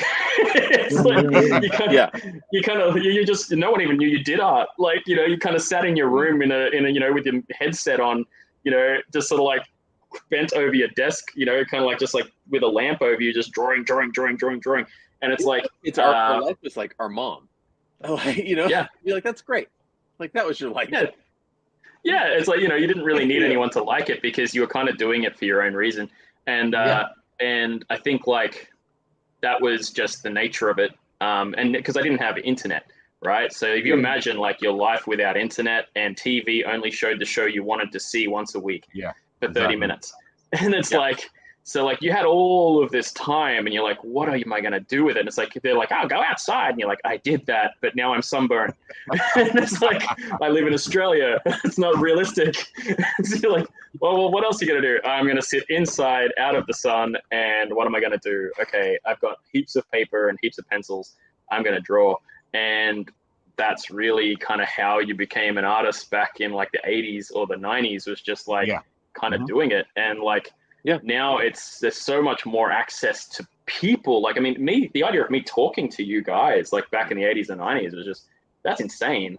Like, I just wouldn't have thought that would even happen. And hey, now it's don't kind of worry, like, you do bet for pennies on the dime. and I'm like, well, honestly, like it's just creating. Like, I think it's in one way it's harder for people to create now because like social media is such you have to be an entertainer, you have to be present, you have to be getting likes, or you're not getting seen by anyone else. We're not going to put you in front of more people if you're not getting seen by more people. And it's this vicious like serpent eating its own tail that kind of devours creativity if you let it. So you just got to kind of forget that part of it and just kind of do the creative stuff. And like executive function, like to throw a little bit from my psychology course over here, in what actually affects writers, creators, and things like that, is that if you're actually not praising yourself and you're punishing yourself too much, your brain is it's your hand slapper. So it'll basically go, wow, every time I draw, you make me feel bad after I draw. And then after a while, it starts disassociating and making it harder for you to focus on drawing or writing because it doesn't want to do the thing that will end up making it feel bad. And so the executive functioning, the go function button will stop working. So you'll find it hard to initiate art or initiate creativity. And so, you know, at a certain point, like the easiest way to get out of that is to start doing tiny little achievable things like, I'm going to sit here and fill a page with squares. Okay, I did that. Good on me. I finished that. And then you praise yourself, ridiculously praise yourself. Like, you're not doing it to everyone else publicly. You just pat yourself on the back and go, I'm going to go reward myself with a hot cup of tea or a biscuit or whatever you like. Right. You go and give yourself that little praise, something that's healthy and isn't going to absolutely destroy you if you try to pursue art. Like, you go and do something that makes you happy. And then you come back and you do another little thing like, oh, I'm going to draw the pencil sketching for this face on this comic page that I have to do. Oh, I did that. Oh, awesome. And remember to like pat yourself on the back. It doesn't have to be huge, but like these little like praises for moments of achievement train your brain. And then eventually, if you keep doing that, that's when you can start becoming a production monster because your brain is like addicted to these creative flows. It just goes like, I love doing this because it's so rewarding and so validating. And that's really what it was kind of like circumstantially in the 80s or 90s when no one else was around to tell you, I don't like how you did this. You're just like, I like how I did that. And that's all that matters. And then you look at it later and you're like, oh man, I want to do something different because I saw the new Batman show and they did eyes like this and I want to do eyes like that. And then you run back and you start doing eyes like that. And you're like, I finally did it after 75 attempts. Yeah. And then you put all those pages in a drawer and eventually you have to move home and you got 7 boxes of paper. Yeah, exactly. Yeah, I want to draw like, you know, this G.I. Joe issue 35. And so you just take out the tracing paper, trace Snake Eyes or Destro or whatever, you know, 100 times until you kind of integrate that in. A lot of and then you just like kind of that. become this thing. Yeah, oh, me too. Yeah. I got busted a lot of spines on like hardcovers where you're just like, yeah, I'm going to hold this open, I'm going to draw on top of it. And it's just like, it splits and there's pages everywhere. And you're like, you have like those plastic binders where you're trying to survive pages. So let's play the trailer here because I know you worked really hard on it. And here we go. Let me put it up. And let's play.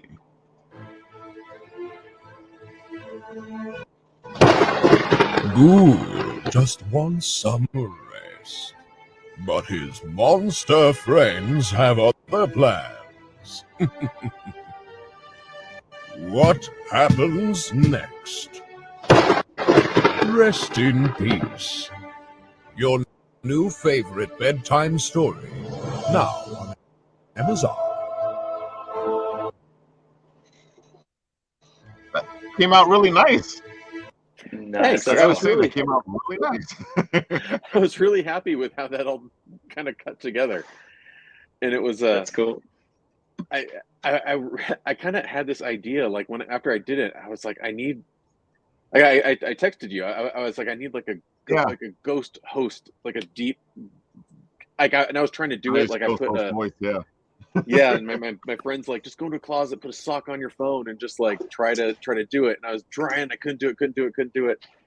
And then a friend of mine pointed me to the guy who did this, and I guess that's something he does. He does professional voiceover work, and it was like in his demo reel, and I was like, oh, like that guy, that's the best ghost host I've heard.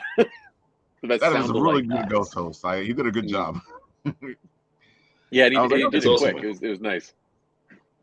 Okay. I actually have a question for the panel here, because like on the topic of trailers and voiceovers, when I first did the concept for Demoted Super Zeros, Gilbert Godfrey was still alive, and I actually have his recording for my intro.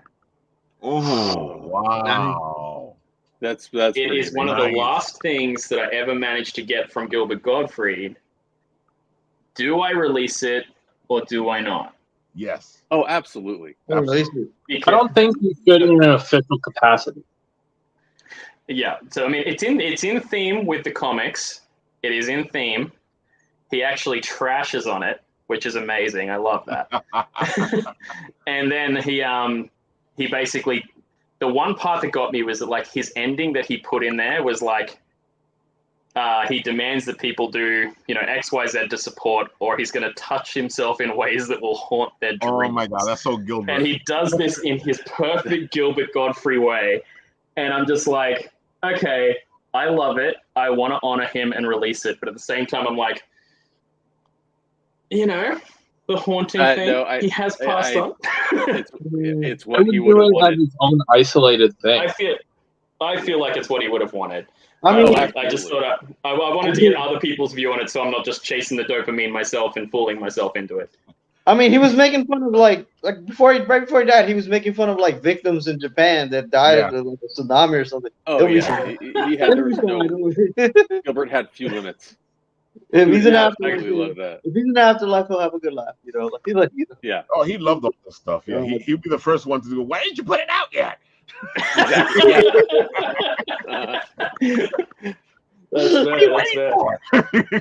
Yeah. No, it was honestly like it's one of those things that like I was like, yeah, man. I wanted to get more people. It's actually really funny. He was out of like I approached about 8 different celebrities to kind of do stuff, and I was going to get a whole list of them. And Gilbert was the first, like, no question, just jumped on the script, ad-libbed some stuff, went bam, got it done, straight back. Oh, he was amazing. And so many of the others were like, I'm sorry, I don't do endorsements, or I'm sorry, I don't do flames.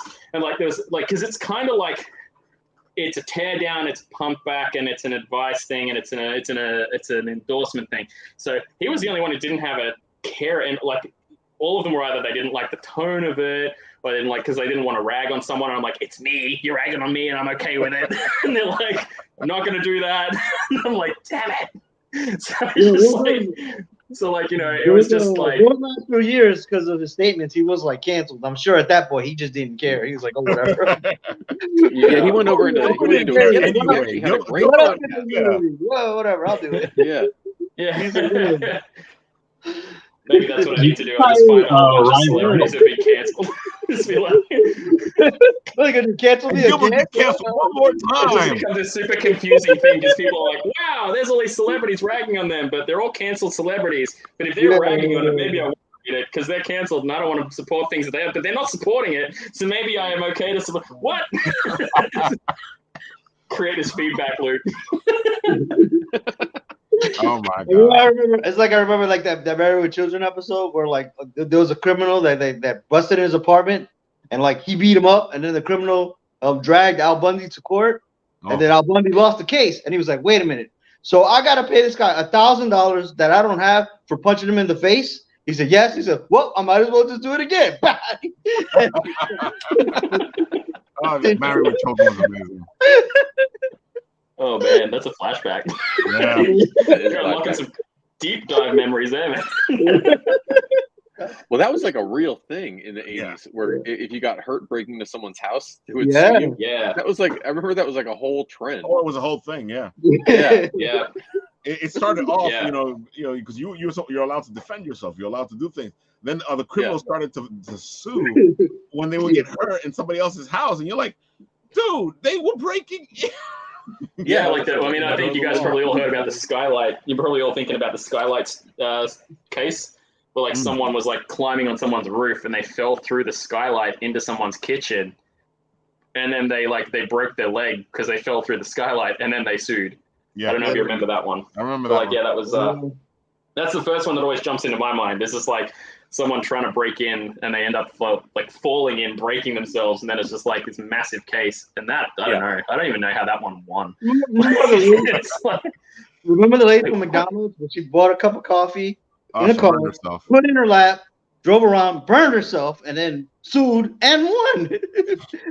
Won for like years. And I think they only stopped it a couple of years ago. But for years, every hot cup of coffee had to have this warning. This hot coffee is very hot. Be very careful. And that happened for years, and it was crazy. What's crazy about that is just recently, talk about going off subject.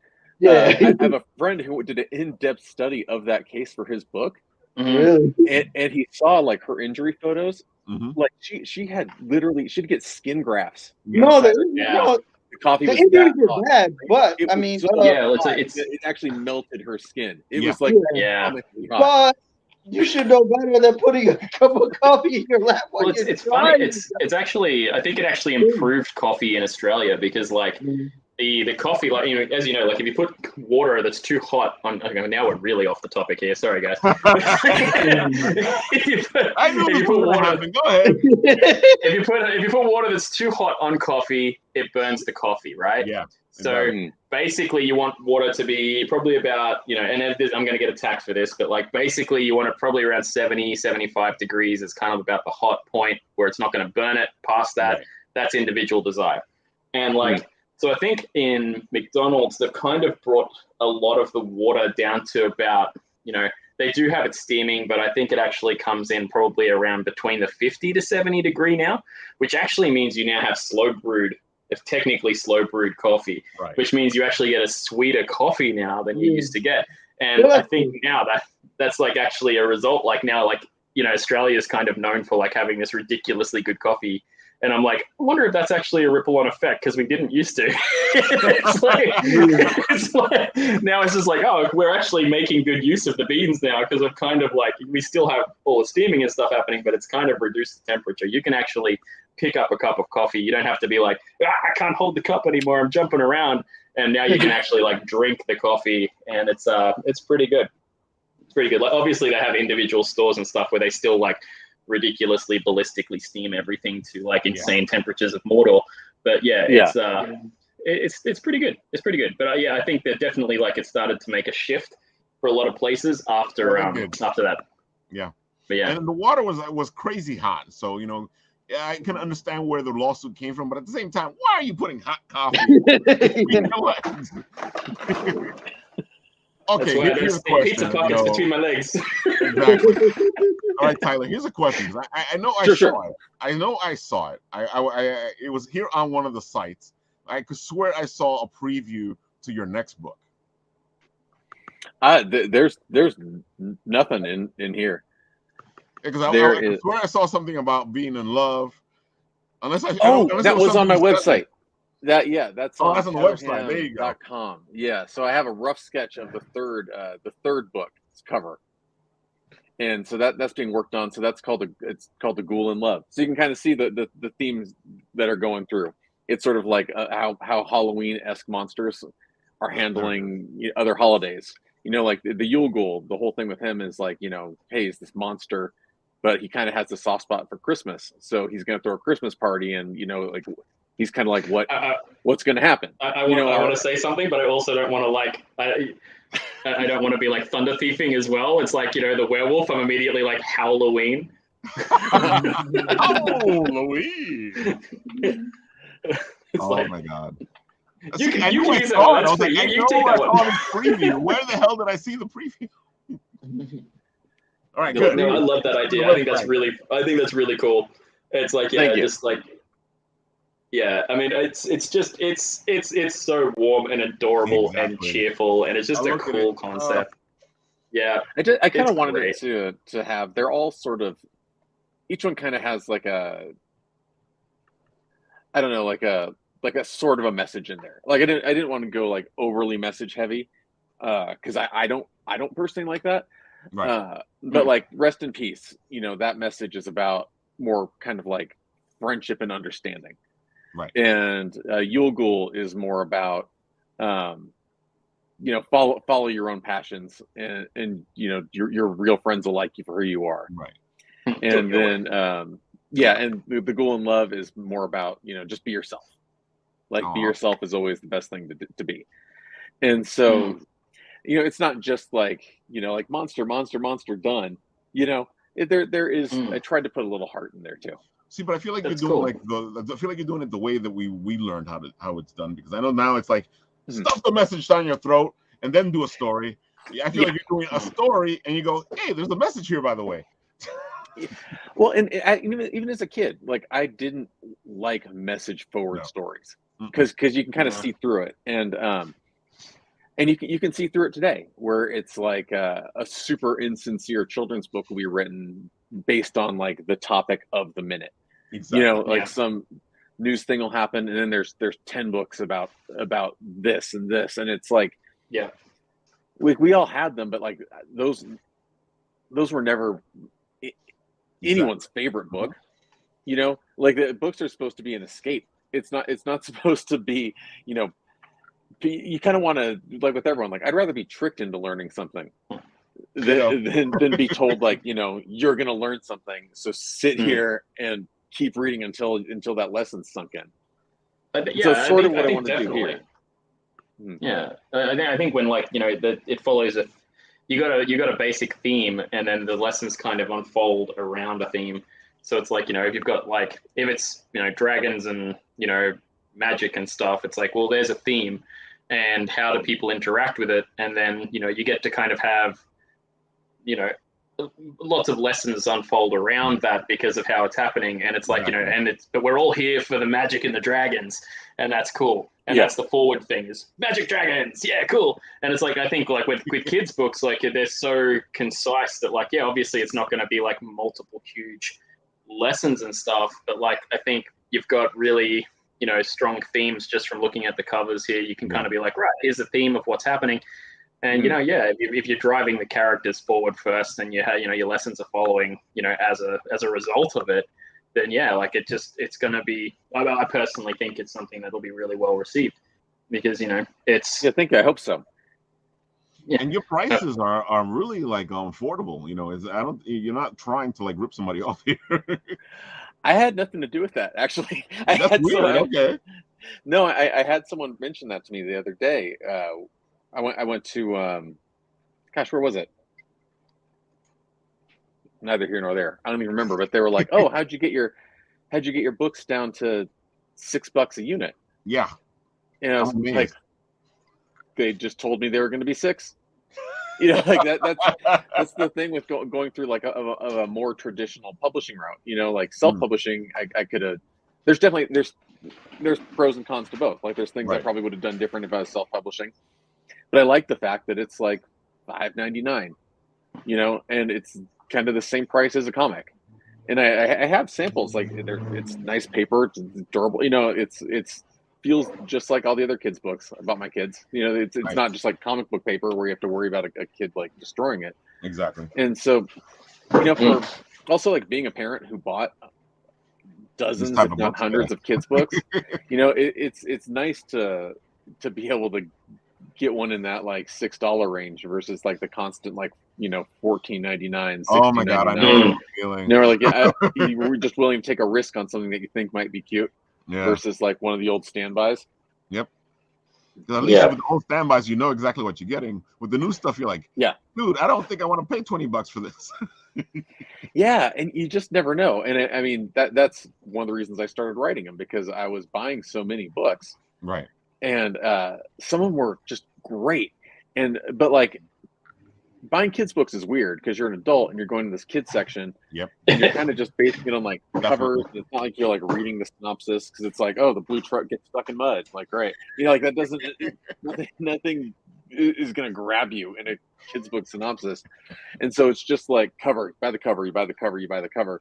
Yeah. And sometimes they were awesome. Like, it's like, oh, this book's incredible.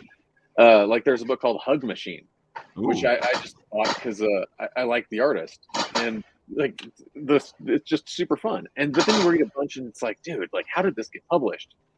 And then it's like, I could do that. Like famous last words, like I could do that. And then you write the book, and then it takes like 8 years and hundreds of heartbreaking and then finally someone pays attention to you, and it gets delayed a year, and then dude, it was so funny. Like, you had the book ready to go, and all of a sudden everything fell apart. I was like, "What the heck happened?" You know, and I know you were going back and forth.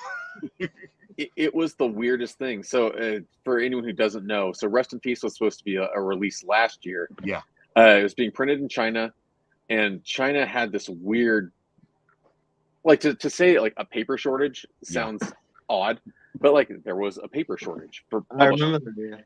Yeah, and so.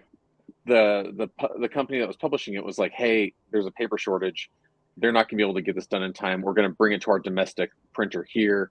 Don't worry, we got you. And that domestic printer was in Florida. The book's getting printed in Florida, and a hurricane wipes out that printer. Like,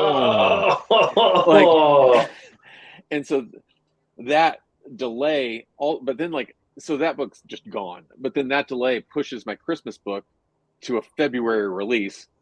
Which I remember. So all the pre-orders that went in got canceled because no one's going to be who wants to sell or buy Christmas books in February. Yeah. And so this year, although it's funny, like as we're talking, one of my good friends just sent me a message that it's like, Rest in Peace, estimated delivery date is October 18th. And now I'm like, oh God, is it getting delayed again?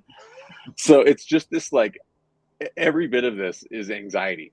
It was like, like writing the book was the easiest part of this entire process by far. Like even just marketing it now is so much harder than writing it. Yeah. Like it took me, you know, I just recently went to it was like a little talk at our local library. Timing wise, it was great. It was this lady who wrote a book, self-published it, and it was about her experiences with marketing a self-published book. And she's like, you got to do 2 hours a day. And I was like, dude, I think I wrote this book in 2 hours. Like the first draft, you know, like that first draft, I probably like I spit it out in 2 or 3 hours. And granted, like it's been edited and rewritten several times, and it's, you know, like probably 2 hours a day. And it's just like, get up before work starts, start emailing bookstores, you know, go through lists, you know, top bookstores pick a state. And then you just kind of have my canned spiel, send it out to them, you know, find 15 stores, kind of quickly do that in the morning, get my social media. Because now, like with Instagram algorithms, like Instagram won't promote images. And so everything has to be a reel. And so I have to find weird ways to turn still images into reels. That's why, like, if you go through my Instagram, there's like a picture of the mummy, but it's got like a music and smoke, like a shadow effect or something, or you know, like the Wolfman has like a little animated move, and it's all like, it's a little more cheesy than I would have wanted. It's like a little too on the nose, but I also it's like you just, it's one of those things you have to do now. Yeah, you do, because if it's not a reel, Instagram won't share it. If Instagram's not sharing it, like what's the point in even having the social media? Which is funny. Social media is another crazy thing. Like Instagram started off as pictures, so it kind of bugs me out now that it's like, you need to be a real. No, this is Instagram. It's pictures. Well, it's funny. It's funny you should mention that, because like I've got a great friend of mine who's they're a marketing whiz, and so like it's I was sort of talking to them about, you know, the kind of things that I was struggling with. I'm like, oh, you know, like they're shutting down this, they're throttling that, yada, yada. Like, just, you know, like when TikTok first came out, obviously they were trying to get a bigger audience as possible. So they were actually pushing you in front of thousands of people. And now they're throttling it back like everybody else does. And So, like I think that's what most social media does. So a lot of people are kind of like trying to find the new social media platforms so they can get that first initial big push. Yep. So it's just a lot of work. It is. Then they were kind of like, oh yeah, you need to go to Pinterest. And I was like, Yeah. what? And it's like, and Pinterest, like, it's still image based. It's still categorically listed. Yeah. You can put yourself up there. So like for artists, it's like, and I was like, that's actually like, yeah, it's an old platform. It's still very well known. It's still incredibly used, and they're not changing it anytime soon. And I'm like, no. The real issue with like, Pinterest is that there's a lot of scrapers on there. Yeah. There are. Yeah. I think then, that's I've been finding. I think that's like, one of the. I was about to say I've been finding more AI on it, and I'm like, I don't want AI. Yeah. That's not really what I was meaning by scrapers. I mean, like, there's people who will take your image and then repost it as if it's their own. Definitely. But my problem now, I already knew about those guys because you have to find the original source, and it's usually hard to find. But I'm tired of seeing all the AI stuff pop up there. I'm like, I know this is AI. Look how many fingers they have. Yeah, but I think it's also like what happened in comics a lot too. Like a lot of companies will offer exclusive covers, and then you look at the cover and it's just clearly AI. Yeah. And I think everyone's just kind of like it was kind of fun, and then everyone's kind of sick of it real quick. Yeah. Yeah, it's also like, I mean, that's the thing. It's just kind of, it raises a whole bunch of like copyright issues for companies as well. So it's like, I mean, I'm not going to say that the companies are doing it deliberately yet, but like sometimes they're getting a bit bamboozled and picking these images and then being like, all right, great, like we've gotten this thing, but that does also jeopardize their IP at a certain point. And like, I've said it many, many, many times, like on this subject. It's like, look, I don't have a problem with AI as a tool. I have problems with it not being, with it basically like not giving credit where it's been used. Because like, again, effectively, like, you look at something like Spotify where everyone consumes artists en masse for pennies, and it's like, it's capable. The situation and the design is capable there, and they can actually, like, in the same sort of thing, like, an original image can come out and they can go like, there's metadata inside the image, and, we can give credit to where the sources are coming from. Like now that other people are having to make those tools, so those tools are now created. They're just not integrated by the companies that are doing it. So like, the tools exist out there. You can grab an AI image, throw it into these free tools online, and you can find out where these actual real artists are from. And it's like, but, they're not going to give that credit on the site. So unfortunately, like, it's a snake eating its own tail situation, because without the actual artists out there creating writing to be sampled, creating art to be sampled, creating the actual, acting to be sampled, and face and voice and all this other stuff, without the artists out there creating all that stuff, it has nothing to sample. And as much as people go, but it's learning, it's like, then how come when we all suddenly put red stripes over our work, the thing didn't learn and go, don't integrate the red stripe? Because it's not learning, it's just sampling. Exactly. And it's directly sampling. And so it's one of those things where effectively we have to sort of go, right, if we want to create a sample tool, okay, great, create the sample tool, but give the credit. And, and it's more than capable with the amount of money these things are making to also pay the artist it's sampling from, just like Spotify does, just like Apple iTunes does. It's more than capable of going, hey, here's a few cents because people listened to you or used you. Here's a couple of cents for this month's worth of users. And it's like, great, might not be much, but for some artists out there that are getting absolutely dragged under the bus by this thing, they might actually get some money from it. Exactly. And we have strikes going on now in Hollywood because of that. The exact same thing. Yeah. Exactly. And that's the thing. Like it's. I mean, we could, to expand into other writing in that subject. It's like, we've seen that coming from a long way away when it comes to streaming services. Like, and it's one of the things. Like, the reason streaming services keep dropping is because if they drop a thing, they don't have to pay royalties. And a lot of the streaming services, when they're creating original content, they have it written in the contract, so they don't have to pay any subsidies or royalties to anyone. So like, where you used to be able to just be a creative and be like, I'm not going to make a big living, but I'm going to build slowly a substantial living over time through this passive income from subsidiaries. And it's like, well, they've kind of written that out, so it doesn't exist anymore. And so really, you're just kind of like, well, how do I exist? And like even the big payday actors are kind of going like, well, you either have to have the one big payday and then invest it smartly, or you have, everyone else. Well, you might as well just kind of work anywhere. The studio also has that option. The studio has the option of buying somebody out, because you don't have they don't have to pay this all the other extra money. They can just go, look, we're going to buy you out. Here's the money, but they're not going to give you the money that you deserve to be bought out either. So, yeah. And that's the thing. It's like one more thing. I feel like this goes back to what we were talking about before when it comes to content. There's so much content. There's so much stuff that they can put out there. But I feel like this is the reason why they don't do it. Warner Brothers has so much backlog stuff out there. Especially like one of the things that pissed me off about Cartoon Network is that they show the same things over and over and over. They don't go into their library and show any of that beautiful stuff they have back there. And it keeps the reading numbers up, and it keeps the investors happy, and that keeps more revenue coming in. Don't you know you have to be partial to your shareholders? Yeah. I'm like, dude, I haven't seen certain shows in so long, I forgot what they look like. Yeah. And that's the thing. It's like, like if you had like the Warner Brothers catalog is just kind of like disappeared off the planet. And it's like, if you look at like, I don't know, like the Flintstones, like something like that. And it's like, okay, like, sure, they could go through it and cut through and see if they can remove anything that they think is inappropriate for today's day and age. But there's still a huge amount of the catalog that's going to be appropriate. Yeah. And you could actually, because again, it's episodic. It's not a series. So it's really easy to just try to be like, we're just going to take this episode out and let the rest run, and it's not going to disrupt anything.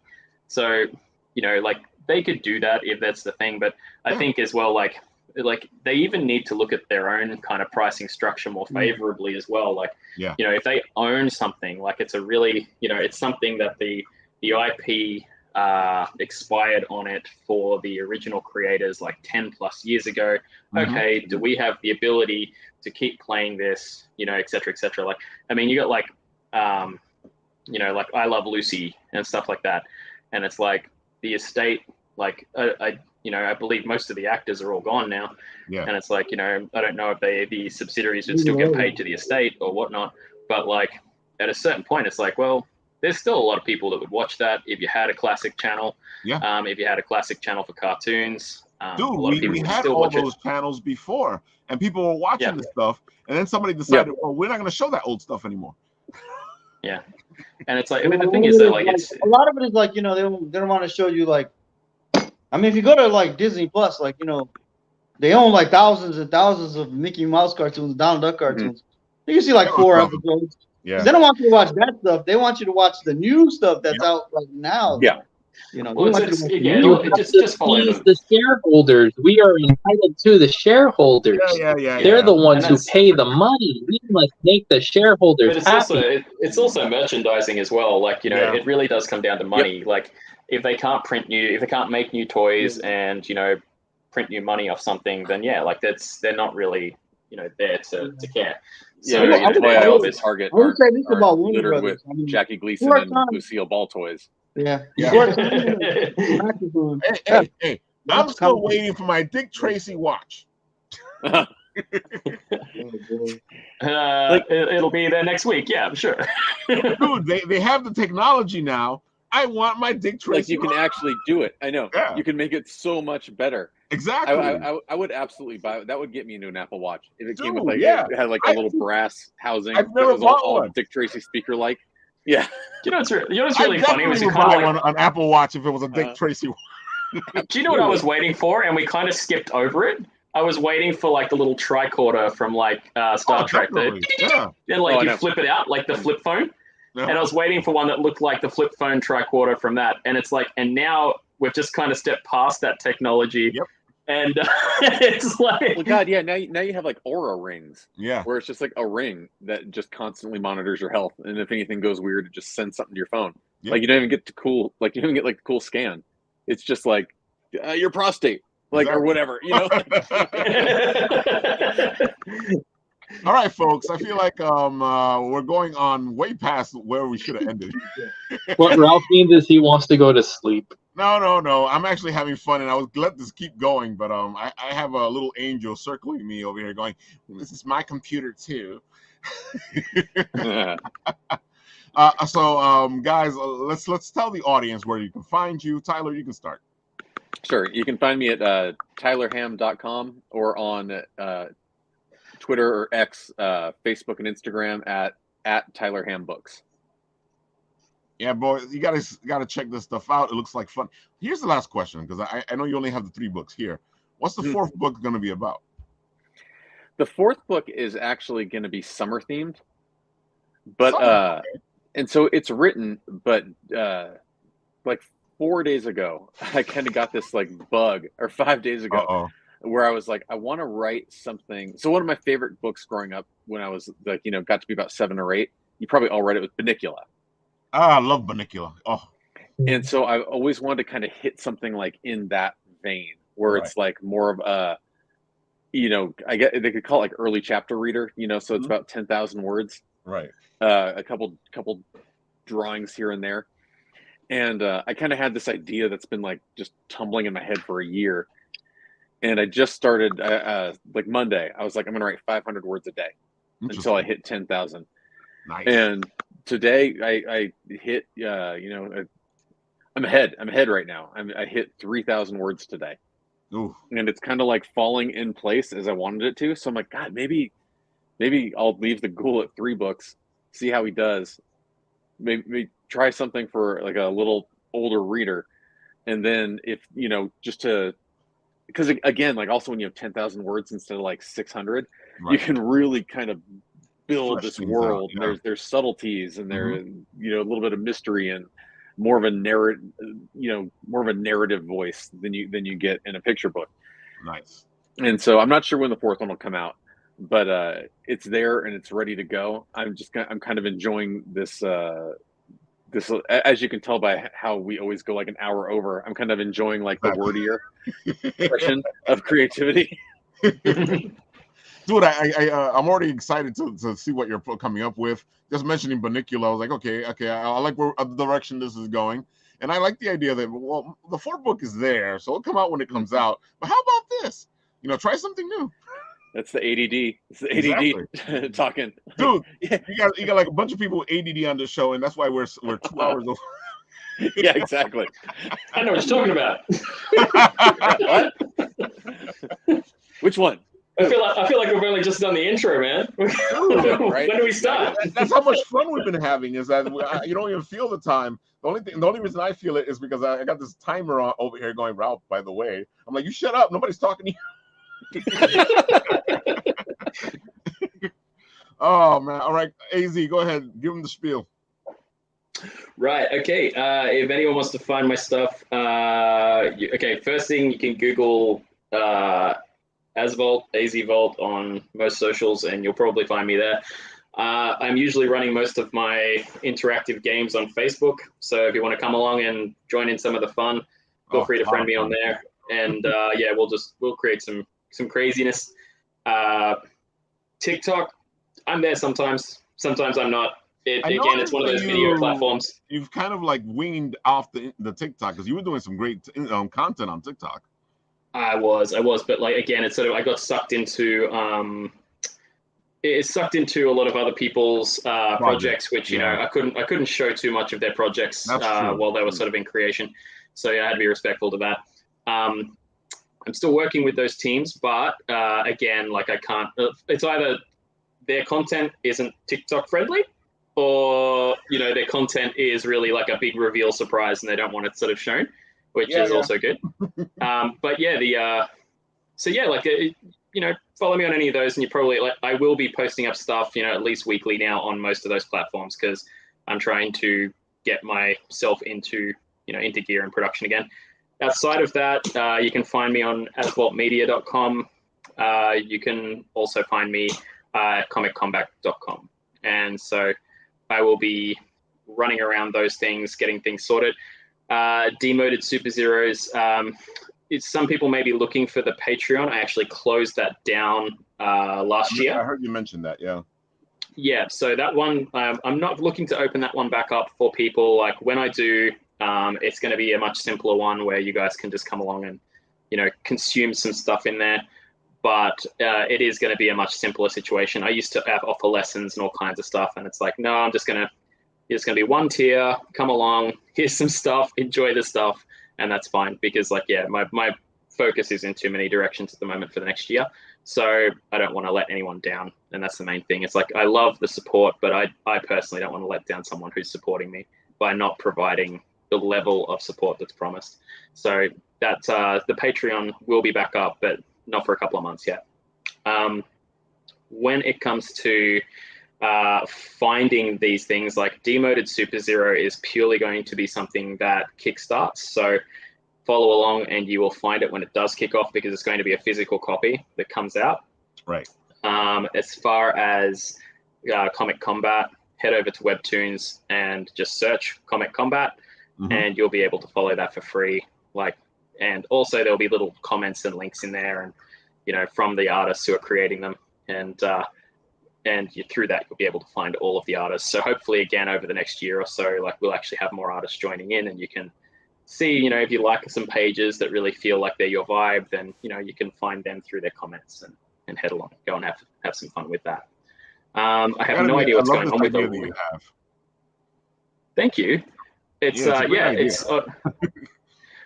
yeah, I mean, honestly, I just love the idea that basically a lot of artists can be, they can kind of be presented without having to do an absolute workhorse worth of effort constantly. And, especially with the way algorithms work these days, TikTok's algorithm is ridiculous. They want you to do 3 posts a day in order to be put up there. And it's like, as an artist, you're like, it's not really realistic. So you have to kind of keep reposting all the time. So the way I kind of sort of did that was by reposting. And then after, that would boost you up to get seen. And then the next day I'd delete the excess. And then so I would just kind of keep, that's what a lot of people on TikTok do. I'm like, whatever, I don't care. I'm going to do some promos and F you. Yeah, and you kind of have to. And unfortunately, I know disgustingly way too much, but at the same time, way too little about the algorithms. I would like to know nothing. I would prefer to be in total ignoramus on algorithms and just stick to art. But unfortunately, you've got to be 17 different hats to do art these days and actually have it seen by anyone. So it's I just love the idea that we've got a lot of different hats and a lot of different chefs in the kitchen.